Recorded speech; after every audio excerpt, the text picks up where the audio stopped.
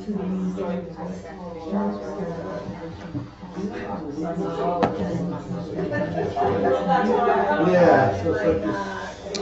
good evening and welcome.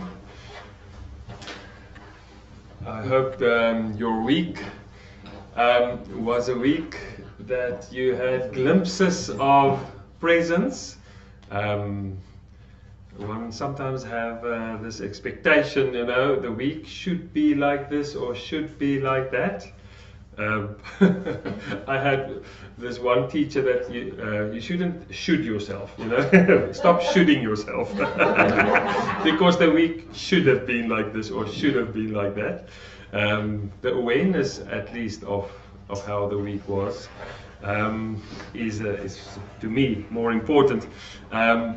So while we're talking about the week, let's just, while we sit here, become aware of this room and all the space that we have in this room. You know, it's got height, breadth, and so for a while, instead of just seeing each other and the tree and whatever we see, let's try for a while just to become aware of the spaces. Just becoming aware not of the objects, but of the space. And it's very interesting if you go through a day or if you look out over nature and not just looking at the objects, but becoming aware of the spaces, especially with branches of the trees now. It's so interesting to notice the space, especially in winter, and the physical awareness of the space can grow also on the soundscape, the sound language that we hear, and there are spaces between sounds. And to be aware of the spaces makes you aware of another level of being. Actually, it could also be seen as kind of a source from which all the others are growing and flowing out of. And it's also a helpful way of thinking of it as the background of behind everything. Maybe just thinking of a painting for a while. You've got the canvas at the background, the white, and on the canvas you will find some different colors and textures, but the background is always there. And if we can become a little bit more aware of the spaces and of silence behind everything, we can even practice to become aware of silence in the midst of noise. And to practice that awareness is what we're going to start with for a while. So our first practice is just going to be a sound meditation, moving over to like inner listening. But it's necessary just to have the picture of the stillness behind everything. So I'd like to invite you just to sit in a comfortable way. With as you move now to get comfortable, also be aware of your movement. Not to just get to this place, oh, now I'm fine, but in the moving of your body and getting comfortable, be aware of that as well. Because we usually just cut out the in-between. You know? I'm uncomfortable now, and then I cut off all my awareness in between. And then, okay, let's switch it on now I'm fine. But just practicing the awareness also in between is part of the practice. So even when you are preparing for your practice at home, let the preparation and the lighting of the candle or whatever you're doing, let that be part of being aware, just of what's happening in that moment. So as we sit here, and if you feel comfortable, you're welcome to either just lower the gaze or close the eyes.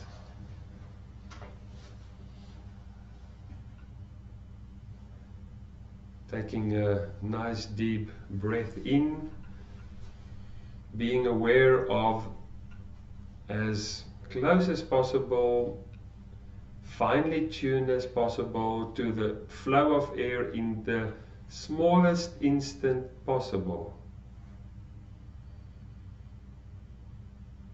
Waiting and focusing on the breath as it flows in, but not hurrying till the lungs are full, but being aware of the flow as it flows in. And then there is a very, very small instance between in-breath and out-breath. There's a glimpse of silence and stillness showing its face for a while.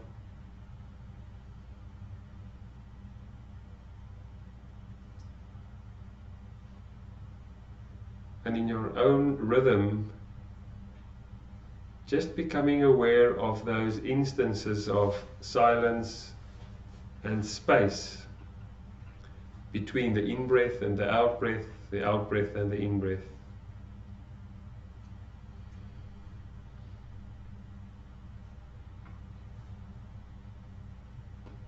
Without grasping the silence, but trying to get a feel of what that silence is.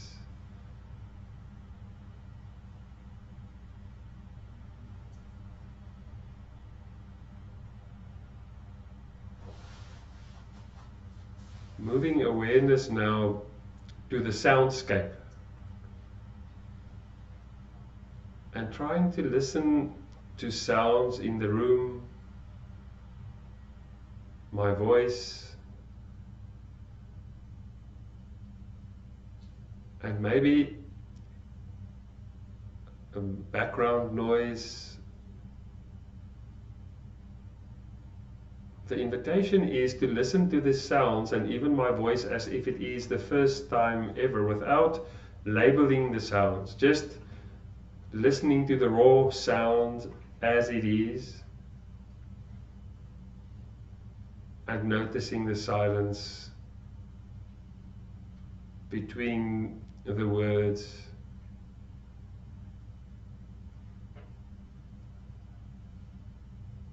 And if possible, if there are any sounds that you get the inclination of rejection, I don't want the sound, why does that alarm go off?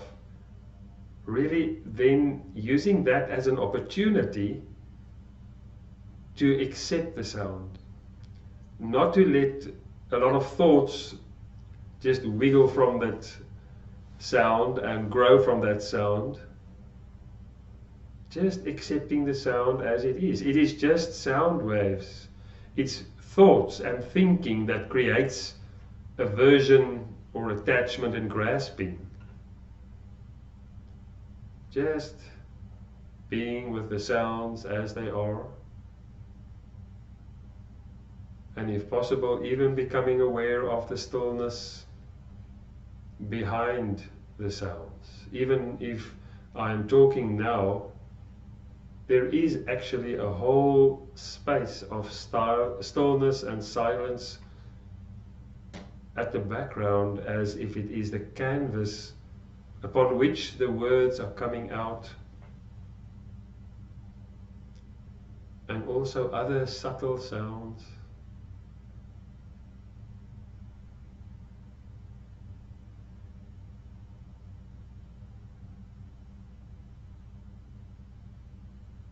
Now looking into our thoughtscape, our mindscape. In the same way, just becoming aware of any thoughts or emotions. And if there is some moments of silence, just resting in that silence, becoming aware of those spaces of silence.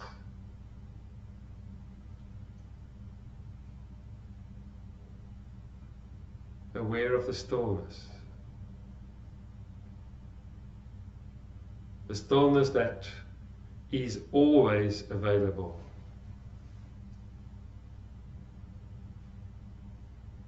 A spaciousness that's always available. And if you feel any emotion or thought just growing, try to become aware of sometimes we're contracting around the thought or the emotion. And then just create some space. Imagine the space around the thought and the emotion. The silence behind the thought or the emotion. Without ignoring or rejecting the thought or emotion, just aware of the space. At the same time aware of the thought or the emotion.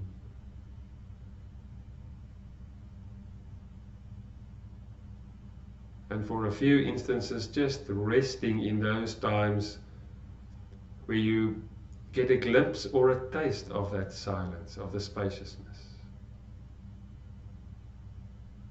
Even melting physically, letting the body relax into that silence.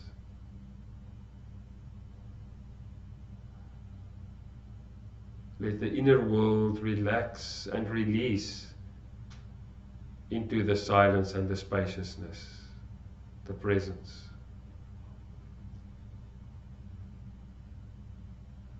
Welcoming whatever arises in the space and the silence, without rejecting anything that so-called breaks the silence, but actually the silence can never be broken because it's behind everything.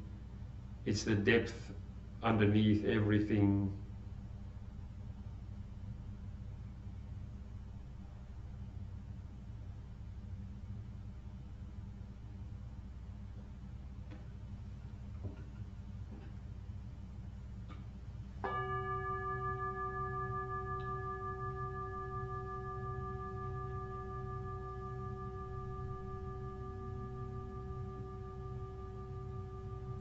Following the sound of the sound bowl. Every time that you hear the sound, it's an invitation to presence, to stay with the sound of the sound bowl, not trying to hurry it so that it can finish, so that we can go on. Resting in the sound as it is now.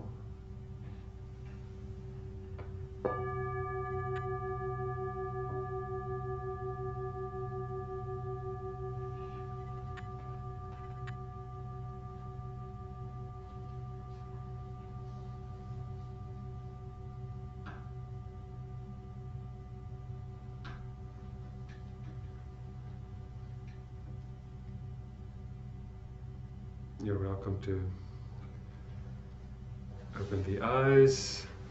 So last week we spent a little time and effort to think about the first invitation of the bubbles bookmark that I gave you. The first one was where you spend your attention is where you spend your life.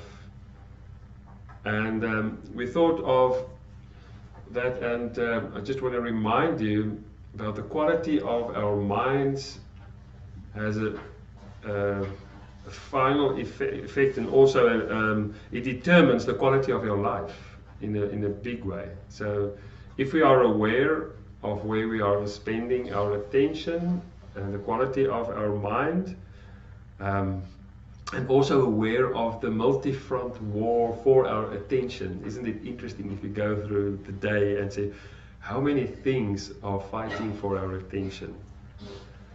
And then we move to the following bubble, and it is how aware are you where you spend your attention.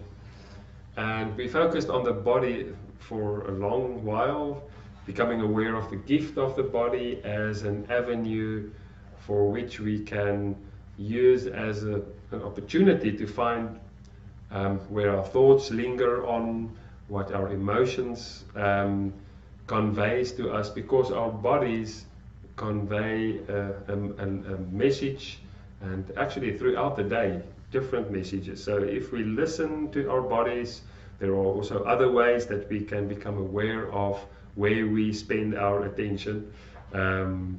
We can move forward. So now we go to the next one. So let's say you are aware of how important it is that where you spend your attention on, that determines your life, and you became aware, okay, this is where my attention is. It's remunerating, or it is just catastrophizing on this or that, or I've got these repetitive thoughts, or worries, or it's always thinking back of some kind of conversation that I had with somebody, and it just goes back over and over and over. There are many instances. And what do you do with it? Let's say, for instance, this is your experience. You have this mind that just doesn't stop talking. You know, it's always creating thoughts. And if you want to sleep, it's just going on. How do you, when you become aware, that's what's happening in my inner world, what would you do? How do you respond to that? If you're lying in your bed and that's the situation. Or you experience like something like this. You hear your inner critic telling you how bad you are and you're not a good person, and you become aware of it. You know, we've done with the first two, but what do I do with it now?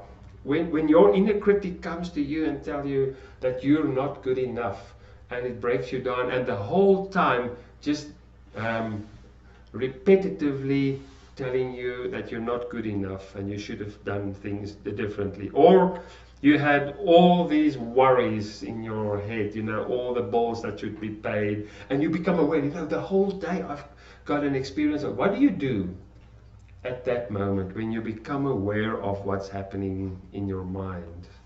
It could also be that you have these thoughts that are just, as I said, repetitive. It could also be the black dog of depression that lingers with negativity and other thoughts that just running around.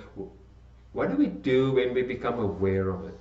What do you do, perhaps? Just think, what would you do in that instant if you become aware of the thought or an emotion?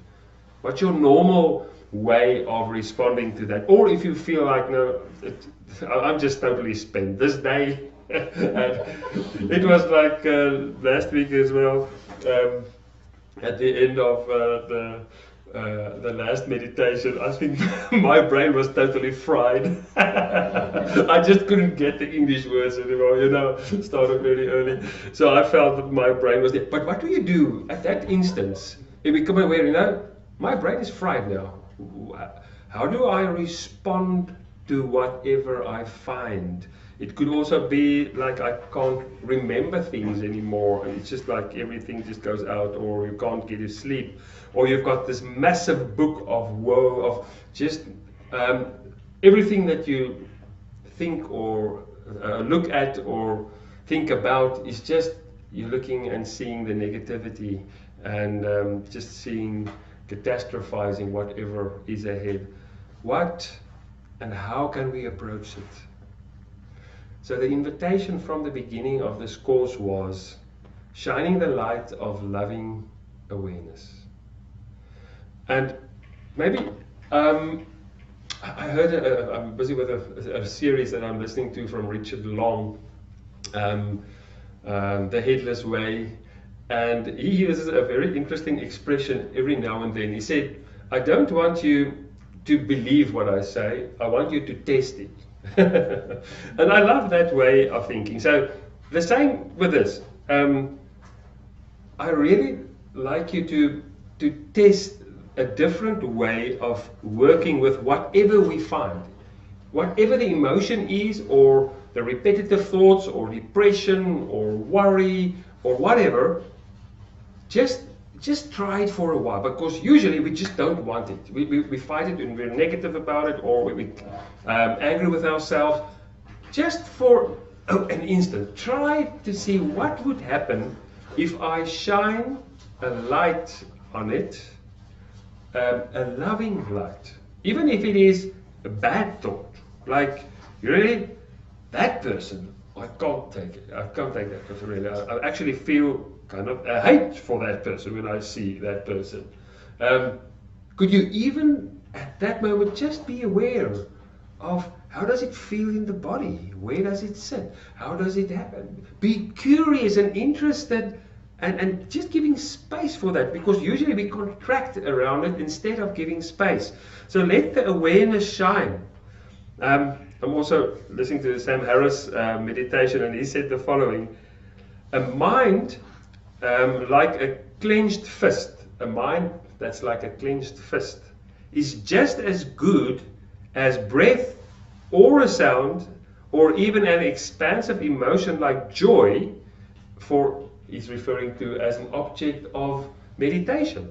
So instead of using your breath as an object of meditation to focus as an anchor, be interested and focused about this anger you experience at this moment. Oh, okay. Let me shine the light of accepting awareness on my anger. And I'm not going to reject it now. I'm going to give space to it.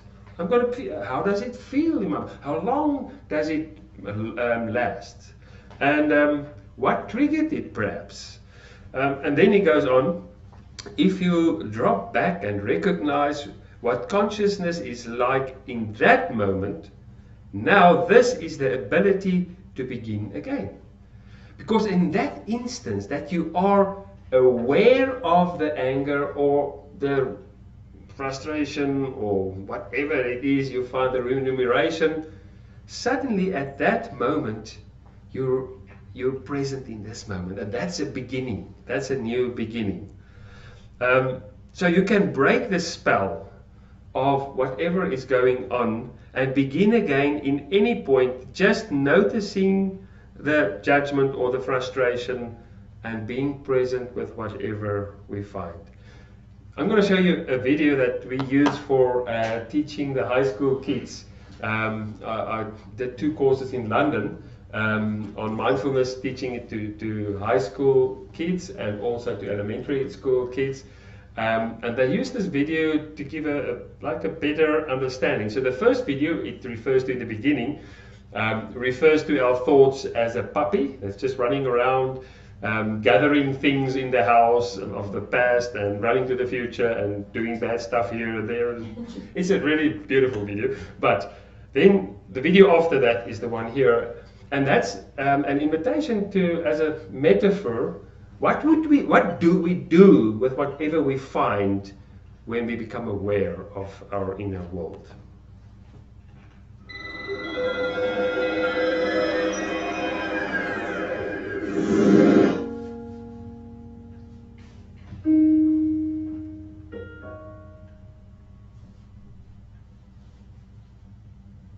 In the previous animation, we compared the mind to a puppy. But because it can be so wild and uncontrollable, it is often compared to other animals too. Monkey mind is often used to describe that little voice in our head which chatters away at us the whole time, restless and unsettled. The mind is even compared to an elephant, angry and unstoppable when it isn't tamed. So if we get stressed and upset every time our mind wasn't the way we wanted it to be, we'd be stressed and upset most of the time. Mindfulness is a way of training this animal mind of ours. What we don't do is try to force the mind to be a different way. Instead, we learn to sit patiently with this animal mind of ours, however it is, and watch it. If it's stressed, we accept that this is how it is at that moment. If the mind is angry, we just notice that it's angry and give it some space. rather than feeling like we have to get in there and sort it out, which might easily make it worse. We just sit and watch it, with an attitude of curiosity and even kindness. So, I think it's a beautiful metaphor for all the different animals that we find in our inner world. One of the other beautiful metaphors are that of an orchestra. Our emotions are like an orchestra with different instruments, and sometimes we tend to like some of the instruments, like I like the trumpet or the silver flute or the clarinet, but no, I don't like the drums, or I don't like the cello. It brings some sadness, and so we tend to just want some of the emotions, but we tend to reject the others. But what mindfulness does and help us with is to grow the our comfort zone, to be okay with the whole range of sounds and moods that this beautiful orchestra that we all have, that we can create space for those. So then when those instruments start playing, we're not cutting it off and ignoring it, but we create space for it and we can be with it. Because what creates the issues and even more pain is if we reject it or we want to change whatever we find there. We can work as the conductor much better if you are aware of the emotions, but if you become the drum at that moment, you can't do anything because you are just that emotion. You are taken up in the thought. You are whatever is happening in your inner world. But the conductor, being aware of all the diverse sounds and say, welcome, yes, and now it's okay, sadness, come, bring it on, and now let the flutes go up because now it's time for the birds to sing, and there's and the whole range of our inner world are welcomed, and the orchestra can play.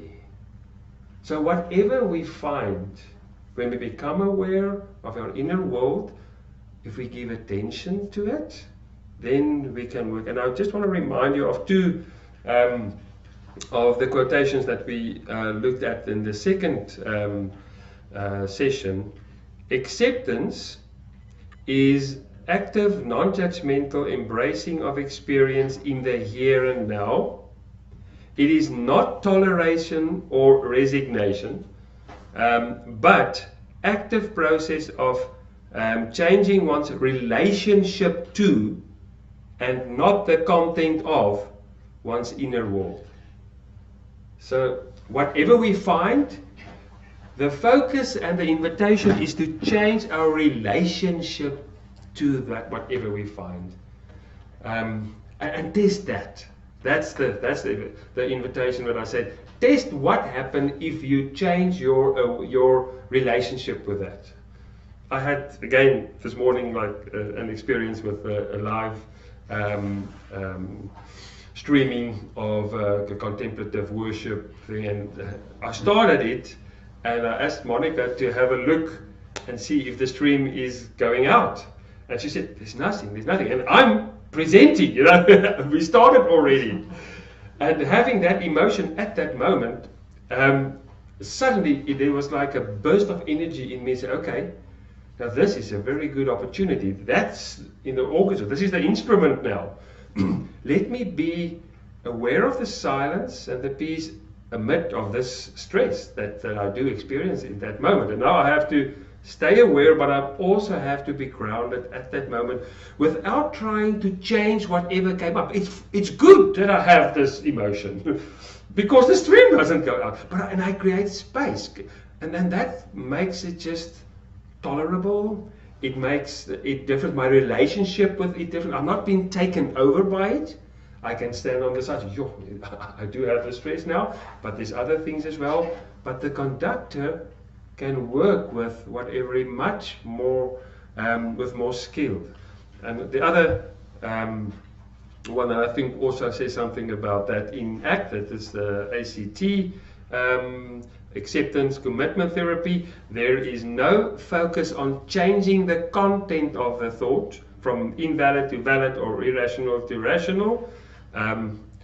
The issue is not whether the thought, for instance, I can't interact well with people, is accurate, but whether allowing the thought to guide behavior.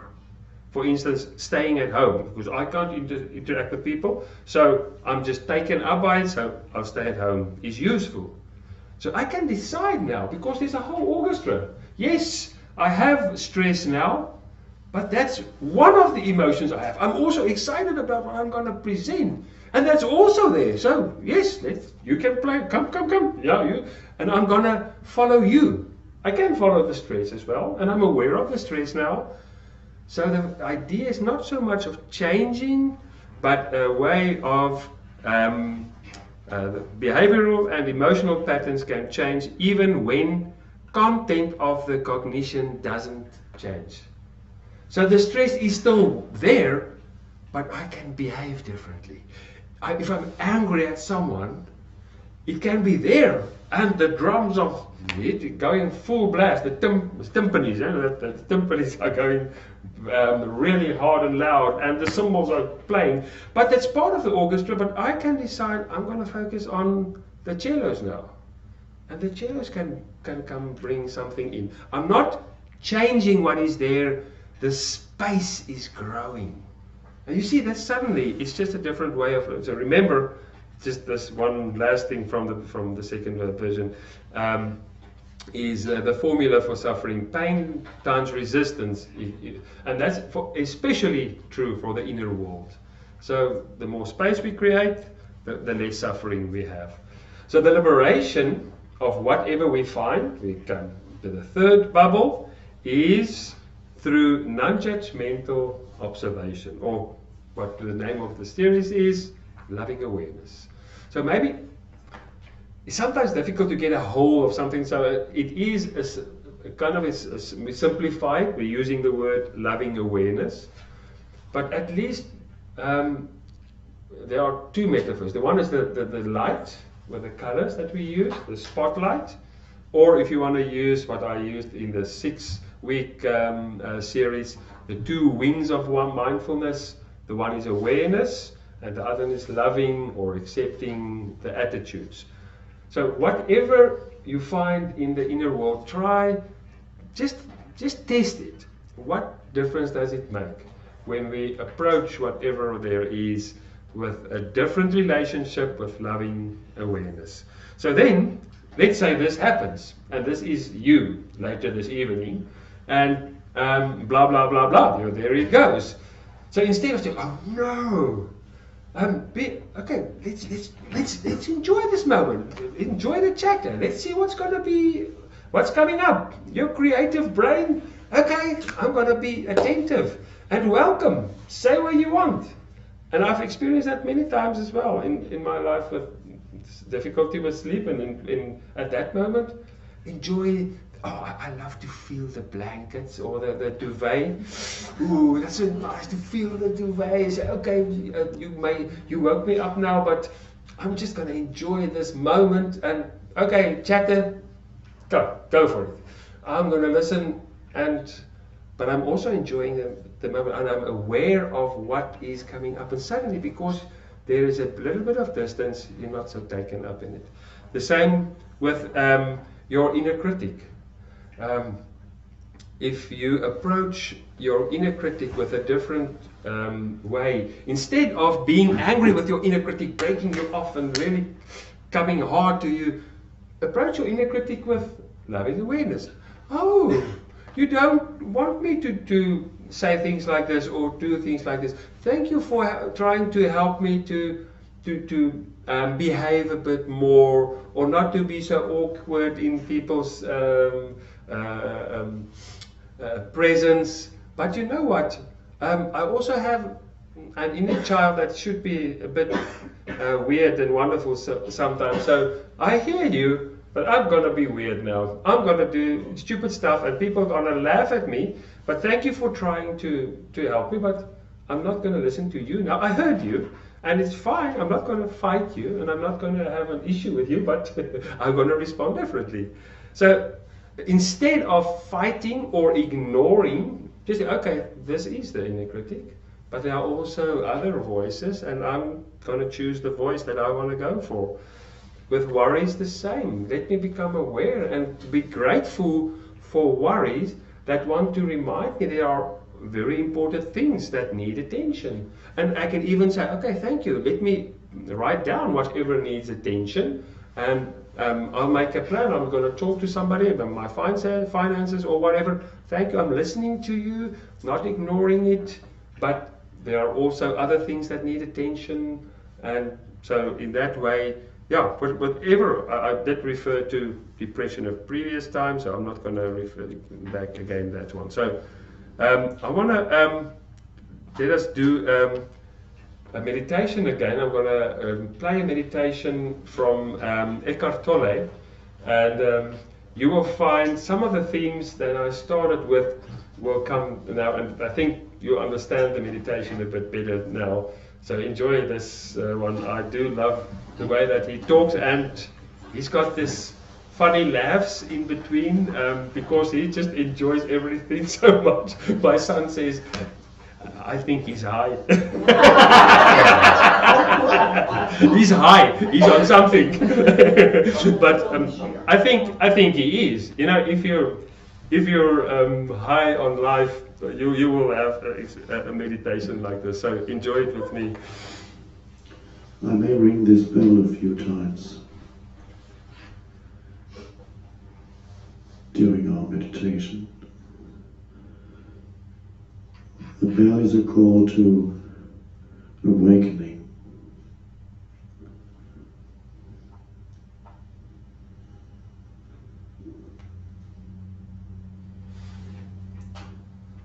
Awakening out of thought into presence. The shift from thinking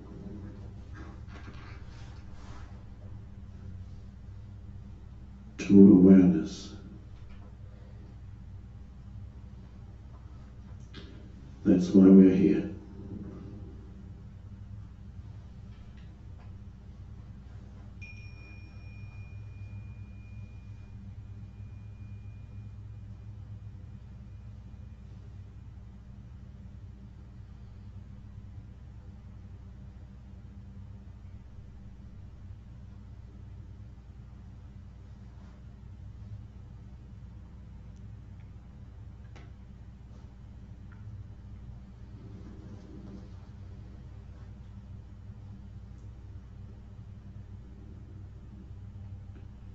Noticing the silence.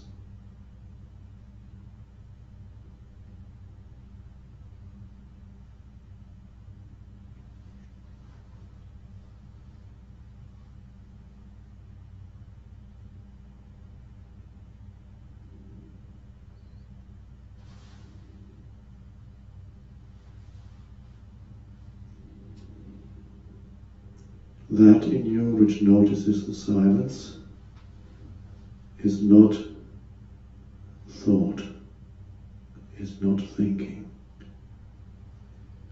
It is stillness.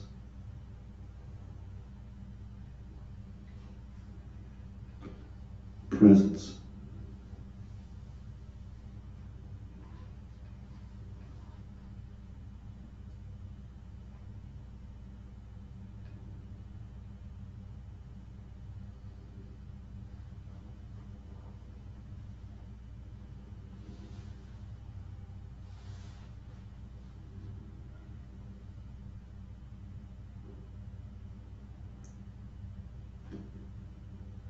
If or when thought still comes,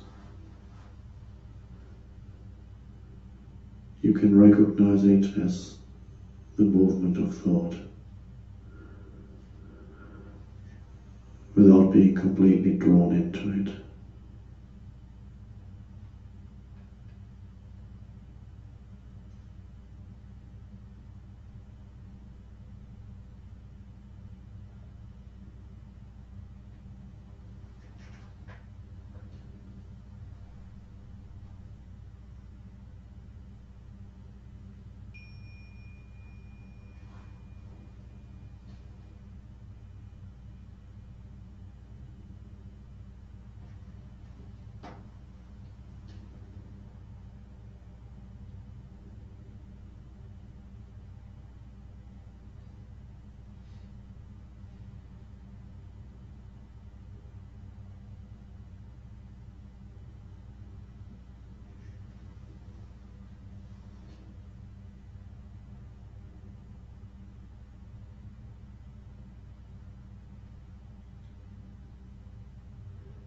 Allowing this moment to be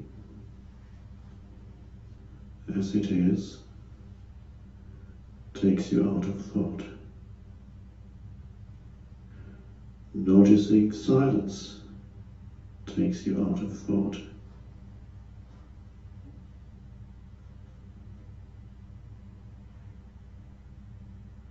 Feeling the aliveness of the inner body takes you out of thought.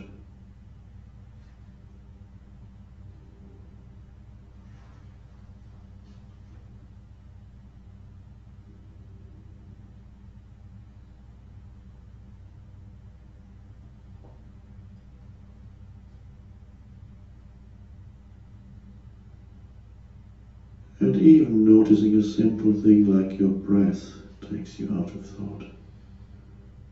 Just noticing that you're breathing.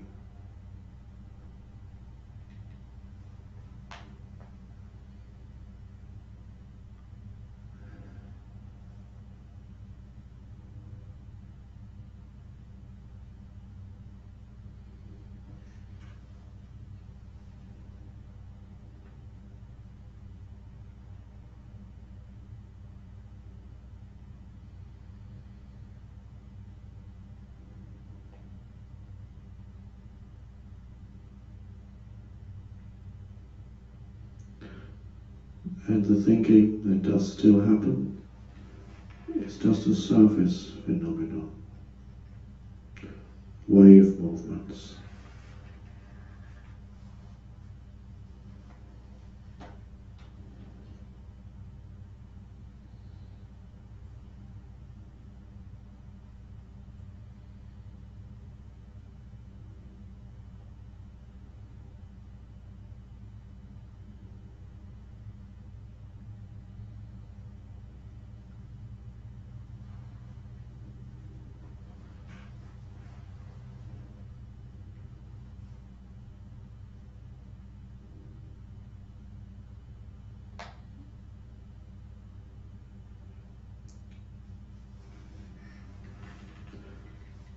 A few sense perceptions are still there.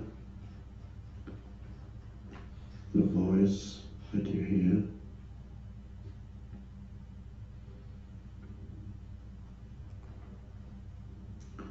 Some noises in the room.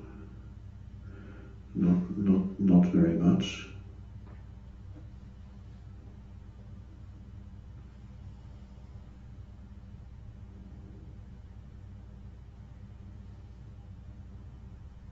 A few sense perceptions, perhaps a few thoughts. Objects in consciousness come and go.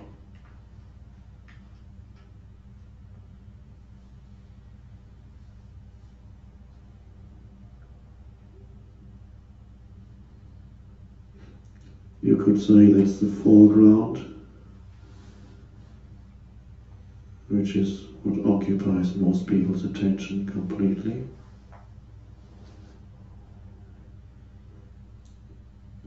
And we are interested in the background.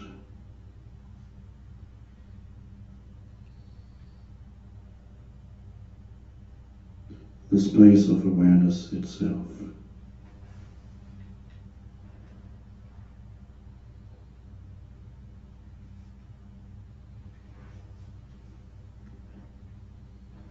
You can't know it. You can only be it.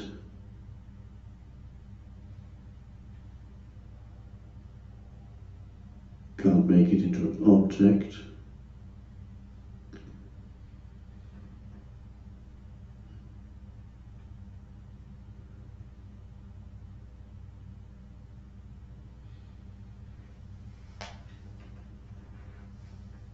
It's the I am that remains when the story goes. The story of I am.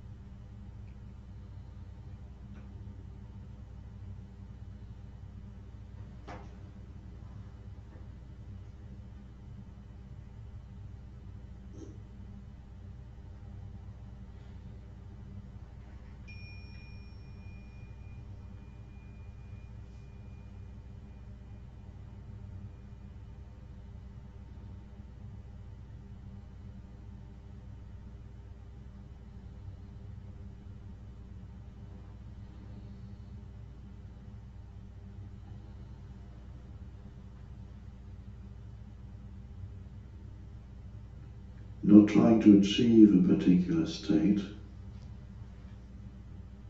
That's a fallacy of the mind. Whatever state is there is good enough. It's enough to accept what's there, internally, externally. Nothing else is required but to accept what's here now.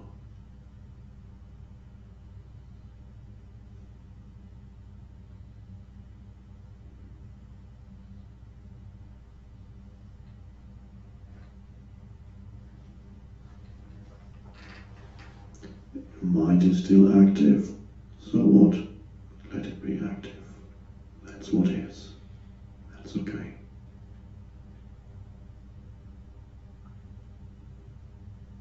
Whatever you accept, you go beyond. That's a miracle.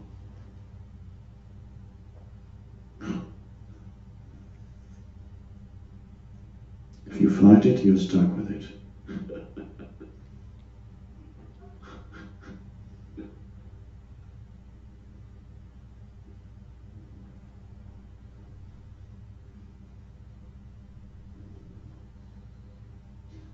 Most meditators are attempting to achieve a particular state. Not happy with the state they are in. It's not the perfect state.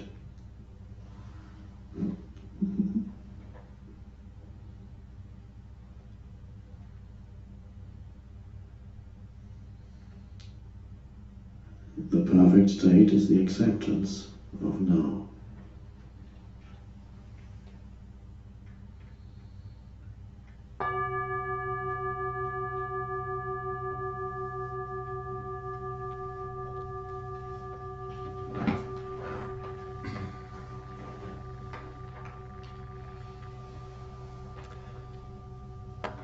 So that brings us to the next bubble of our.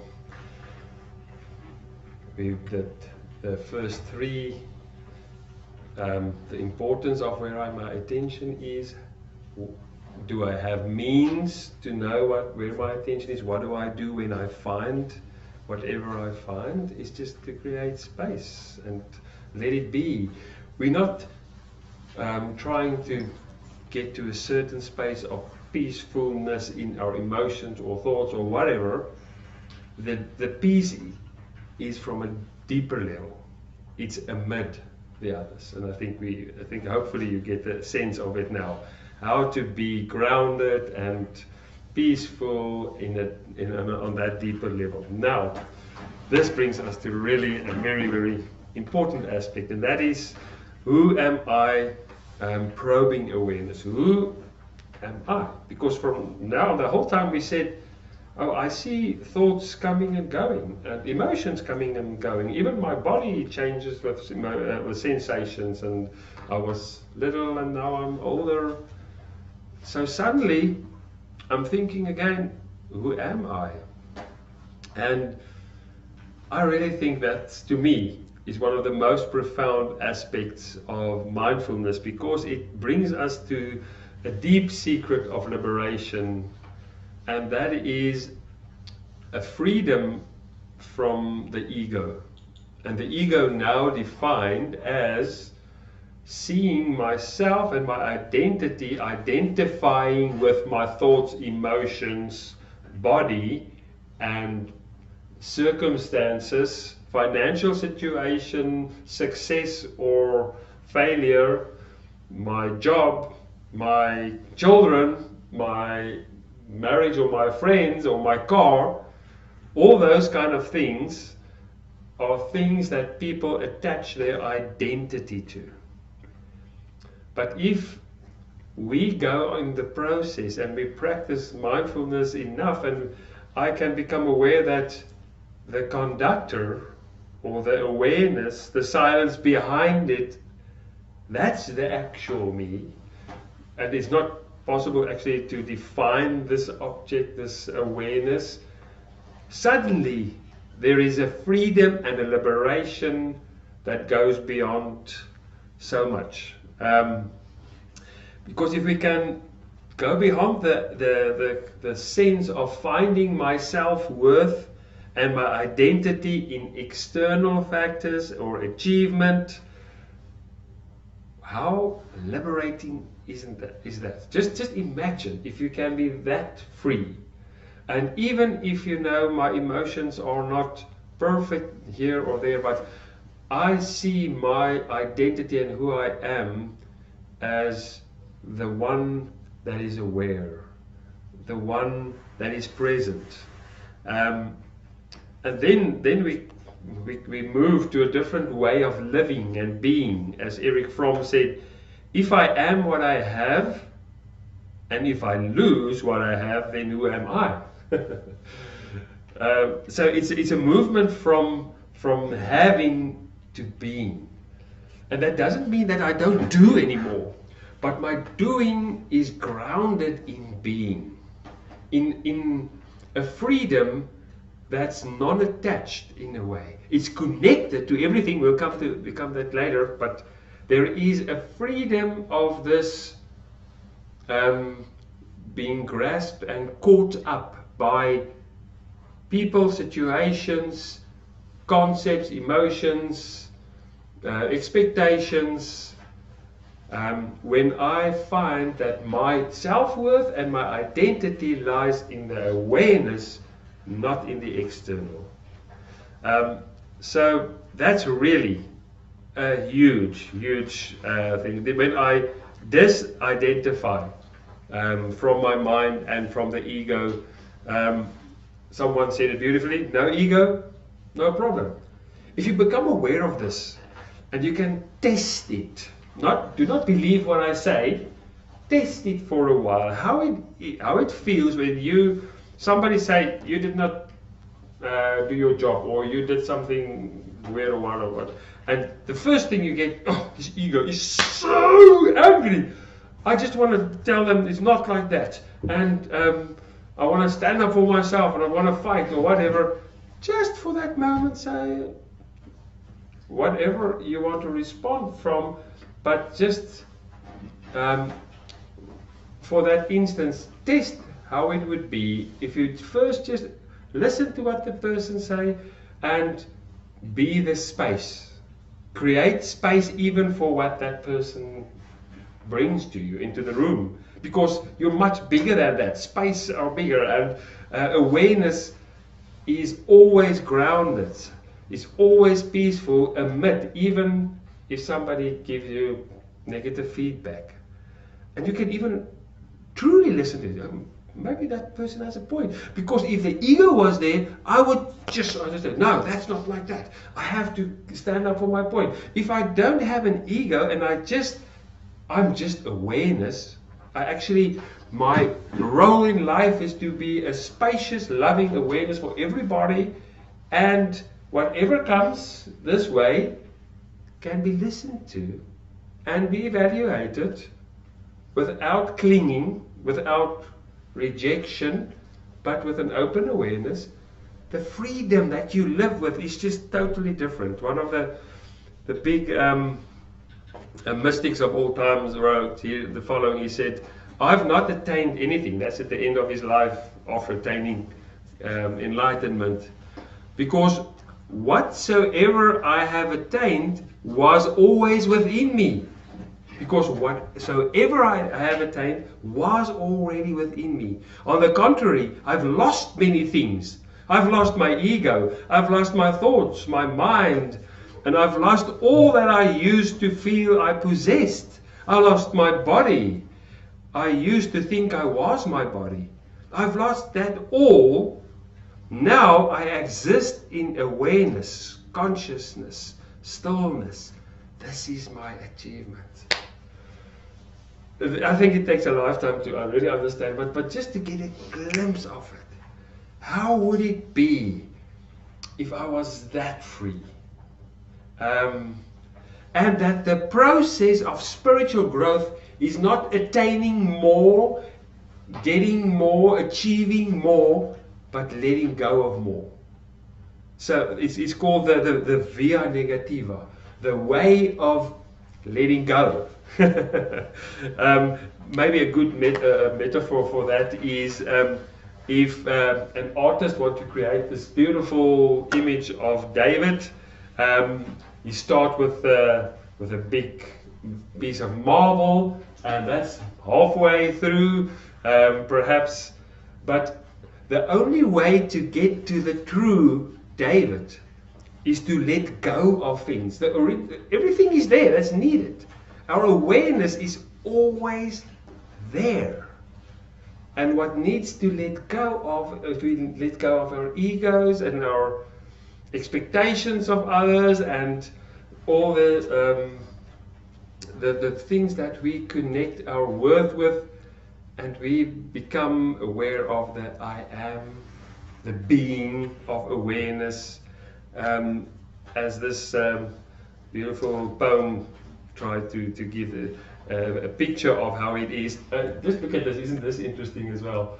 The person, the artist creating the picture, but the picture is creating him as well. I am not I.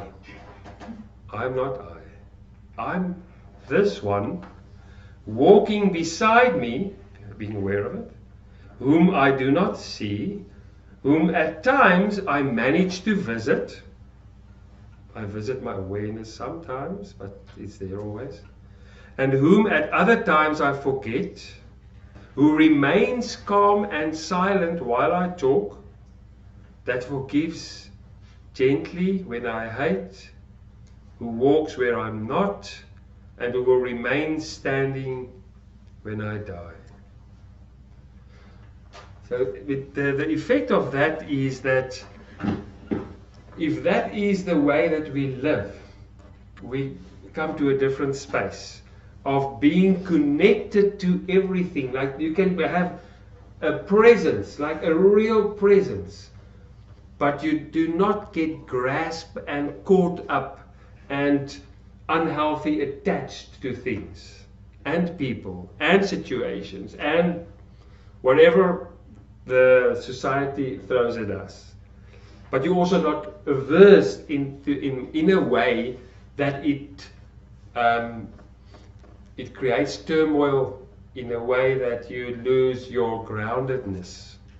So both those states, the state of connectedness is without clinging and without resisting, and no resistance to life. That is a state of ease. So it's connectedness, it's presence, and why I say this is if the ego is still so prevalent in our lives, the egoic sense of self needs conflict because it's got the sense of the separate identity, not connectedness, the previous one, connected to everything. Actually, my awareness is connected to everybody else and everything else, and there's no separateness. Now, the ego wants to be unique and wants to have conflict, to have a sense of my separate identity. You know, I've got to stand up for myself. I've got to protect this identity. Get strengthened and fighting against this or that, and in demonstrating that this is me and that is not me, this is me, you know, I'm this.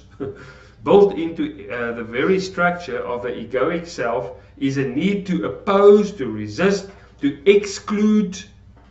Is totally opposite than connected. To maintain a sense of separatedness on which its continued survival depends. So there is a me against the other. It's always us against them. The ego needs to be in conflict with something or someone. This explains why you are looking for peace and joy and love but cannot tolerate them for very long. Because you need to fight. And I can't stay in perpetual peace. Because I need to fight and to feel my ego get something. But if that's not, your ego is not bound to that, you can live in peace. No ego, no problem. Especially in relationships. And the biggest gift that we can give each other is the gift of loving awareness or presence with compassion. If I'm in a relationship with Chris, for instance, and we are talking and my ego is prevalent, and I just want to tell her what I have on my mind and what my ideas are. But if my ego is just awareness, just really being present with awareness, I can totally be present. And even if I do have emotions in me, like I've got a sadness or an anger or a depression, I'm aware of that and I can give space for that. But in the relationship, I can offer the gift of presence. But with an ego, there's no way you can be present. And relationships cannot really be deep. So a thriving relationship have to have like this intra-connection. And I think it's Daniel Siegel. He used the word mui. Mui. It is a connection of me and we. And if I'm aware of what's going on in my inner world, grounded, and I'm aware, and I'm present, I'm awareness, and what's going on the other person, it's me. And that's the awareness that we get. I'm just going to quickly go over that. So the egolessness in the middle, I think it's really important. The inner silence, if you're connected to that inner silence, even if it's a difficult situation in discussion or conflict, or somebody criticizes you, it's fine. You can, with the egoless, you can let it go. If you've got an inner silence, you can welcome whatever comes in, and in the presence of the inner states. You even create space for vulnerability. I can't do this, and I'm not good with this, or whatever with this, and that's how it is. But in the relationship, just the opposite is if there is absence. And then with absence, there's disconnection. And it's about me, not we anymore. So, I'm going to end our course with a few last remarks.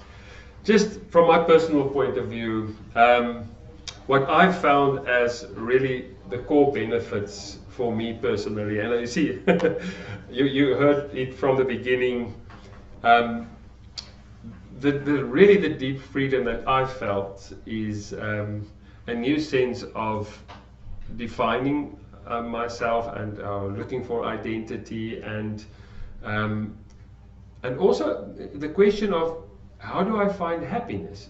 Is it in changing the circumstances and changing people, or changing even my inner life?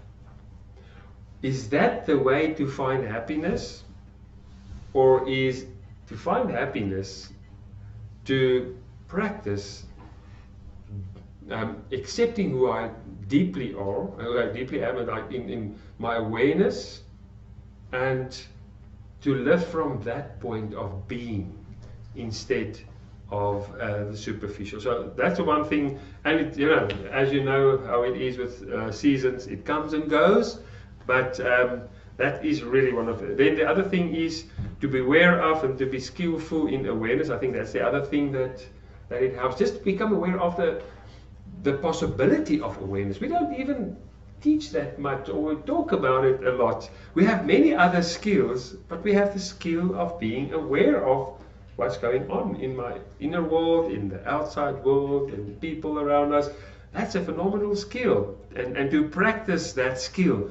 Also the skill of attention. For how long can I give attention to reading a book or whatever before something else grabs my attention? So it's a skill of attention and awareness.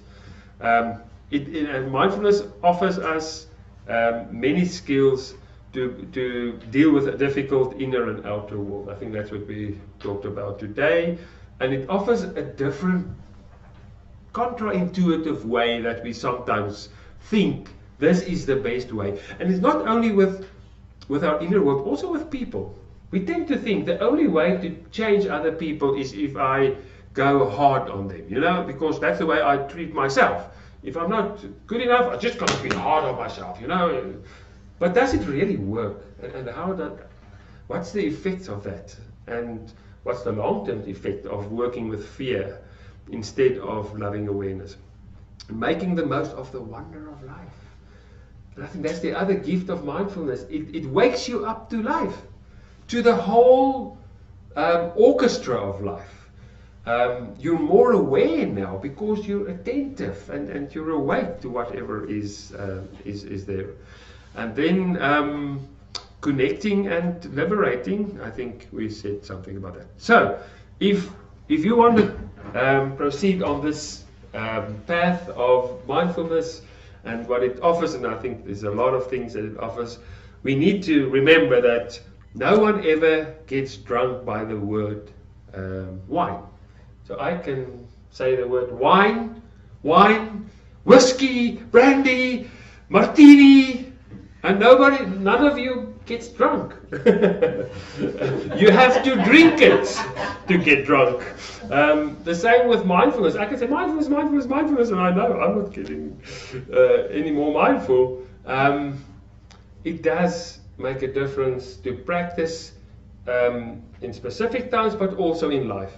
Life gives us ample opportunity to practice every day. If you're just aware, your whole day can be practice. If you don't have time to practice, at least just set your intention at the beginning of the day. 3 minutes, 5 minutes. If you don't have 5 minutes, just write down one sentence. Okay, for today, I'm just going to be attentive to see what happens. Am I going to test this if I approach my day with this torchlight of loving awareness? So I'm going to be loving aware the whole day. And I'm going to see myself as loving awareness. That's who I am. And then approach the day and just see how it is. But we need to practice. And it does make a difference. It's like having a right hand and you're not using it. You've got a right hand, but the whole day you... but you have it. But just becoming aware of this gift of awareness and a different way of approaching life. Let me just go to that one. Richard Davidson said the following. He said, our brains are constantly being shaped wittingly or unwittingly. Most of the time our brains are being shaped unwittingly. And we have an opportunity to take responsibility for the intentional shaping of our minds. And through that, we can shape our brains in ways that would enable these four fundamental constituents of well-being to be strengthened. Thoughts, emotions, and physical sensations and awareness. So the whole day, because we fall in patterns, we actually doing exercises the whole day because we just fall in the normal pattern. And the interesting thing is, just a few times that you break the pattern, instead of responding or reacting the way that you usually do, just reacting to the person, you respond more wisely as a conductor and creating space. Next time it's going to be easier, and the next time a bit easier. Maybe 2 days later you get it right again, and then suddenly you find it becomes a way of life. It's just it just naturally becomes a way of how you respond. If you feel stressed, you will automatically start to breathe without even thinking. I should do some deep breathing. So in mindfulness meditation, that are some of the meditations that mindfulness offers. The 3-minute breathing space, breath meditation, body meditation, mindful movement, sound meditation, mindful eating, the mountain, lake and tree meditation, loving kindness meditation, and open awareness. We did at least 3/4 of those together in the 3 weeks. In the 8-week course, we do all of them and also a few others. So if you want to participate in the 8-week course that will be starting January 18 next year, you're also welcome to join us. So if you want to read more, you can also go to the page on the internet, mindfulness.art, and please remember that app, the Insight Timer app. I really think that's really a wonderful gift for us. So let us end with a loving kindness meditation, and then after that I will give some time for questions. But I will first stop the stream so that you can, whatever you're asking will not go into the world forever.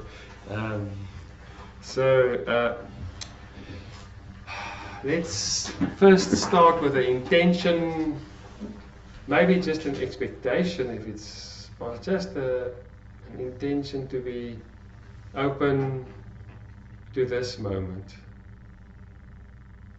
with loving awareness.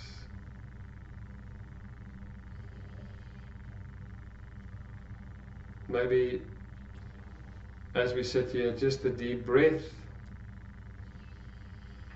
to be present in this moment, because our thoughts and our awareness and attention are already being pulled like with magnets to different places, and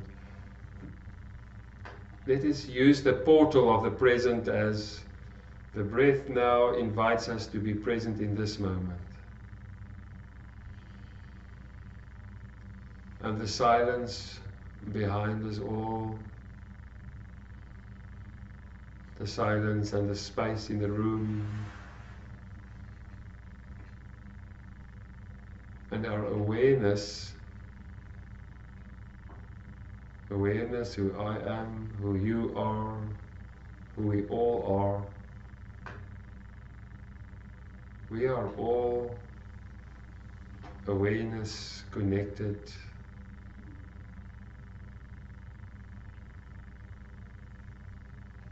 Bringing to mind someone that you know that loves you a lot, that you know you can be yourself with and you can share your heart with.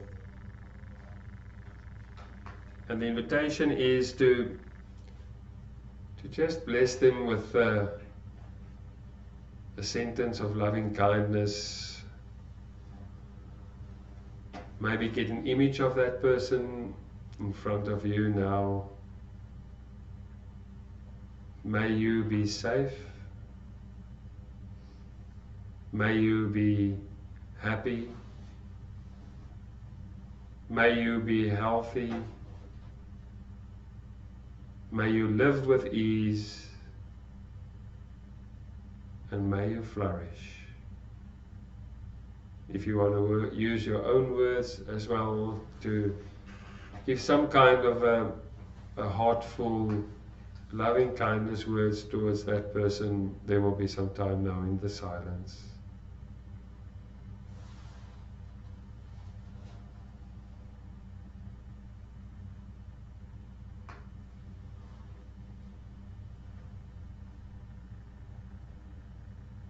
we started this journey with a question: how is it for you to be you?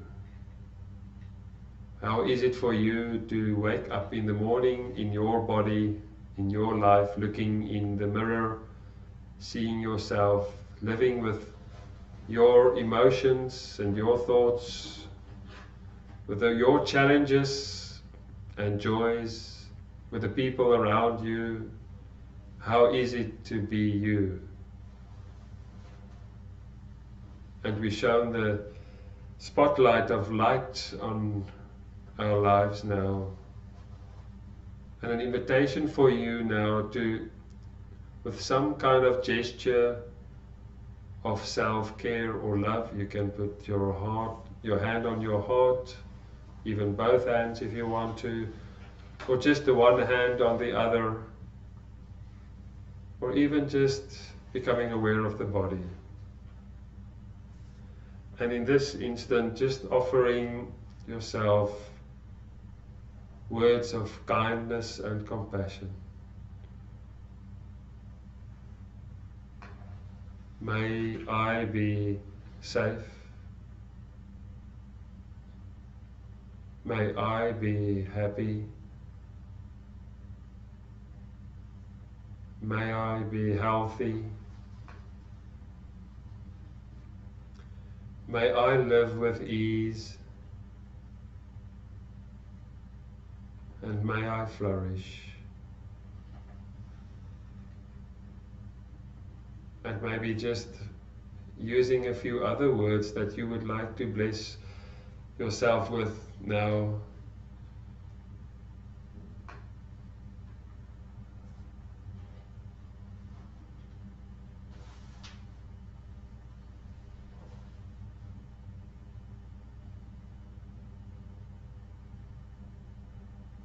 Let us just for the last instance think of each other sitting in this group, in this circle. Also thinking of those following online, and enlarging the circle to all the people in your life, those that you can live with easily and those that are more challenging to live with, even those you have conflict with. And now extending these words from an egoless, loving awareness towards every person, every creature. May you be safe. May you be happy. May you be healthy. May you live with ease. May you flourish.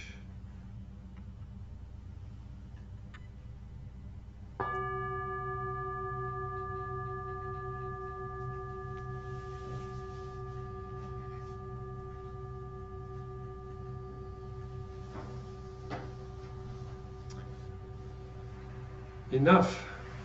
These few words are enough. If not these words, this breath is enough. If not this breath, just this sitting here, this opening to life, we have refused again and again until now. Until now.